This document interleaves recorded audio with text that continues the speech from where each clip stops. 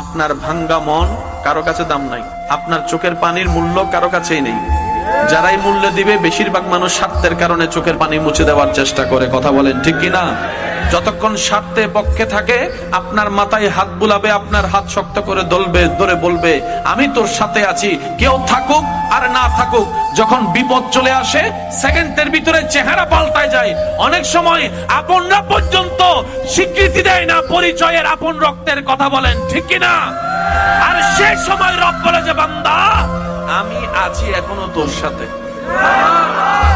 সেজন্য বুদ্ধিমানরা সম্পর্ক লাগায় সেখানে যেখানে কোনো ব্রেকআপ বলতে শব্দ, আর বোকারা সম্পর্ক লাগায় সেখানে যেখানে করুণা আসলে বলে যায় হেট ইউ।